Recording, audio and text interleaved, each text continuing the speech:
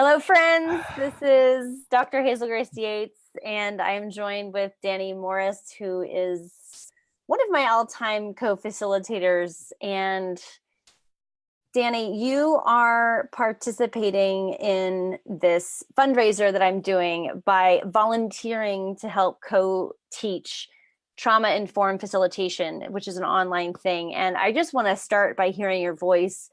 Why are you saying yes to contributing in this way? Yeah, when Hazel Grace reached out to me and said like, "Hey, I'm doing this fundraiser and I'm doing this online course," and like with so much respect, knew that we had facilitated this together, and was like, "Well, how do you feel about me offering this as a part of my fundraiser?" And just the response was so excited and like, "How can I help and be a part of it?" Because I so like deeply believe in the work that Hazel Grace is doing, and like healing the divide has been like so powerful in my life, and I've seen the impact in other people, and like I want to see that impacting more and more people. Mm, And so it's such an honor to participate and get to share great. this with you. Thank you. I'm I'm feeling touched deeply by that. Okay, so in this Facebook Live that we're doing, we wanted to give you like a little taste and give you some content that if you like it, then you want more of it, then you can take our online course, which people have been asking for a long time, because we teach this course in person, but people are like, we want it, but we live far away. So we wanted to deliver it to you. So today in our conversation, we're going to offer you 3 potent, powerful tips that we teach and we live by and we practice as facilitators.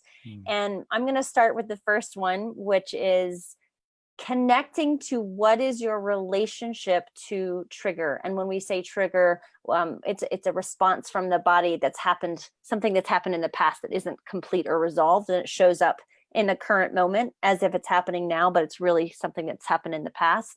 So what is your relationship when trigger occurs? So if I'm leading or facilitating the room and somebody is having a trauma or a trigger response, and I'm relating to it like it's a problem, like it's not okay, or there's other people in the room that are facilitating it like it, or being with them like it's a problem, it's going to exacerbate and make the trigger worse. And so I I like to think about, well, and I got this from Josh Levin, who's one of my mentors and teachers, is that trigger is an evolutionary process that's actually allowed us to stay alive. And so it gives us an opportunity. There's a couple things that happen. One is it gives us an opportunity of what wants to be looked at, what wants to be dealt with or cleared or loved, or and the, so one thing that I like to think about it is it's it's a survival mechanism. And when this kicks on, it's actually like an expression of how much we want to live. Hmm. And that to me feels really enlivening, of like, if I can experience a trigger within myself or with someone in the room as like, this is a gift and this is an opportunity as something wrong, it's going to forward the health and the groundedness of the room and myself. And you mentioned something else that I would love for you to add here, Danny. Will you add the thing you said a minute ago? Yeah, I think one of the things that has been feeling really alive for me, and any kind of trigger or even like an expression of someone who feels overwhelmed, or they're even full of anger and rage and they're sort of expressing something in a really loud way, that can be received as like, whoa, there's all of this like negative energy coming towards me and I'm going to resist it and I don't want to connect with it. And that creates like a tension, it creates a friction. But actually the expression of what is coming through, or the energy of that, is actually like, hey, like I don't feel safe in this moment, like that evolutionary response of like, I Mm-hmm. don't feel safe, I want to feel more connected to you. Mm-hmm. Like this is an expression of like help me feel safer, like help me feel more connected to you in this moment. And so as a facilitator, if I don't resist kind of strong energy that's coming in my direction, and I actually receive it and welcome it and treat it as, an expression of a desire for more closeness and more intimacy and more connection, then I can actually show up for that person Mm. and bring that connection of what they're actually looking for in that expression. Mm. It's so great. It's such a quick thing, is like seeing a trigger or an upset or a reaction in someone and saying they want more connection. And like the quicker we can do that, I think that actually the more it will help us self-regulate, which is the second one. So Danny, do you want to talk about that one? Yeah. And this one just feels like a natural follow on to that. It's like the first Mhm. one is like the mental frame shift, like how are we looking at trigger? How are we conceptualizing it as a good thing or is it a bad thing? And viewing it as a good thing. But then the question of, okay, how do you actually show up in your body? And what's the importance of that? So you can have the mental frame of like, this is good. But if your nervous system is shutting down, if your nervous system isn't grounded, if like you're putting up walls or barriers, then it's hard for other people to feel safe with you in that moment. And so, the most important thing that I can do to help regulate somebody else is first make sure that my system is regulated. It's not about trying to fix them, trying to change them, trying to get them to be different, but it's just noticing, how do I feel in my own body in relationship to what's happening right now? So to whatever extent I can like feel the earth underneath me, know that like I'm supported, that I'm held, that I can keep breathing, that I can allow for kind of an openness in my nervous system.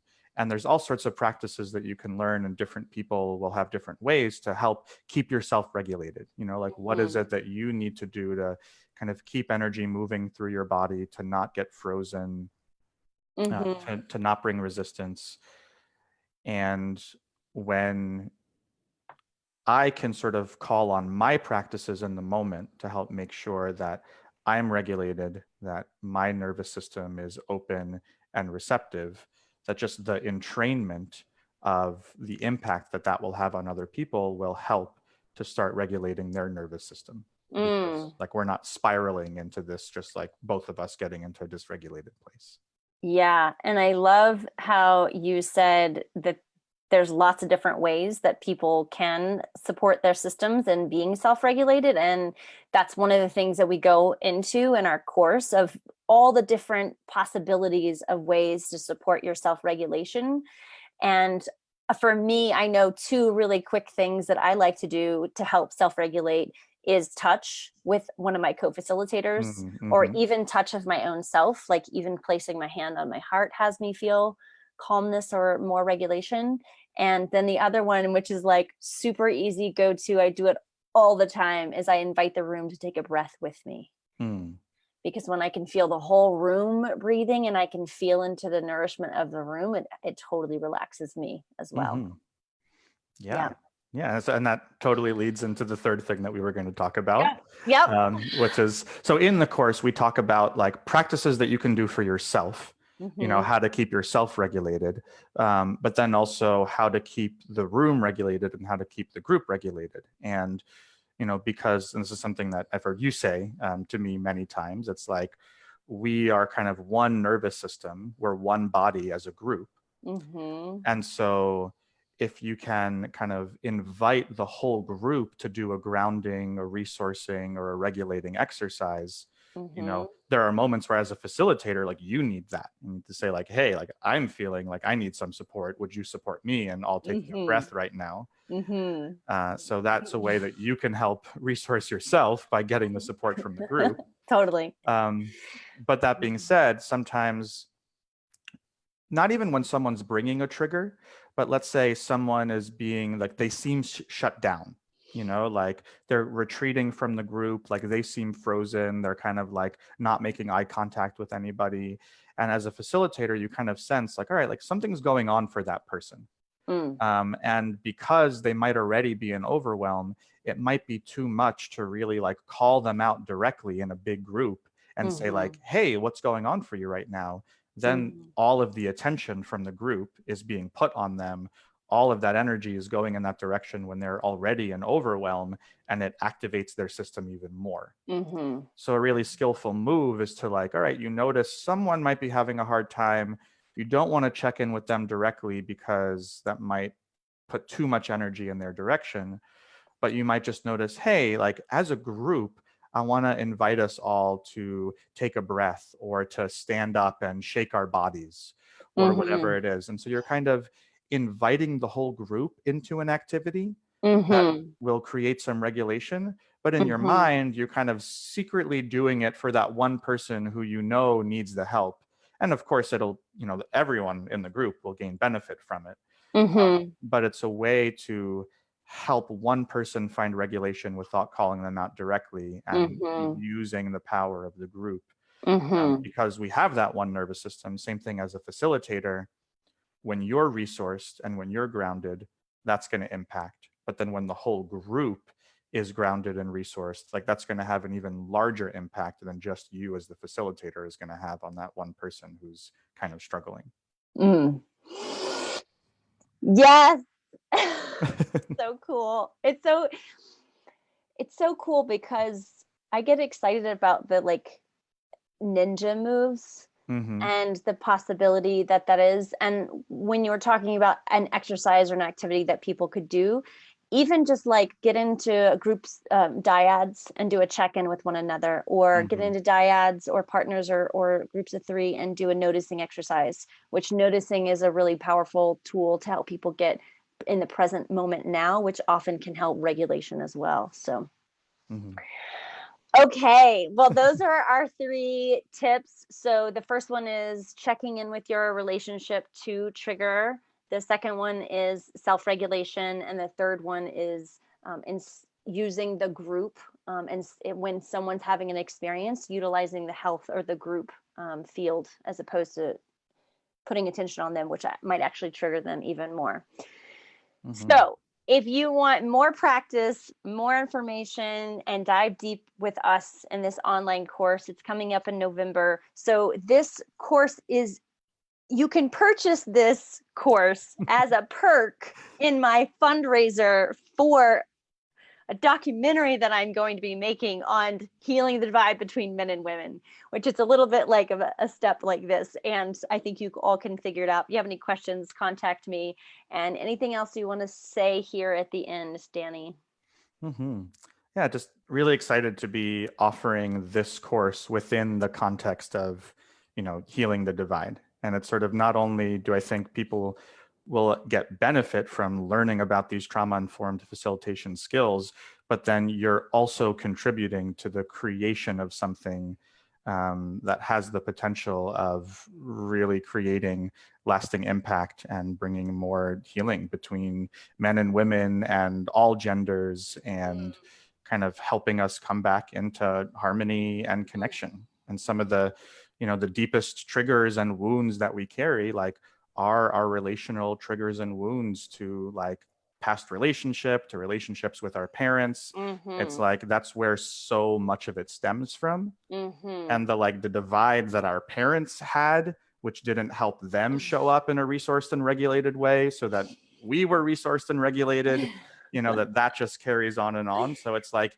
Uh-huh. if healing the divide is successful in sort of getting out there and doing what its mission is, like, that will ultimately help prevent there being less triggers in our facilitation space. And so Oh, getting at it from both sides. yes, I like how you did that. That made a lot of sense.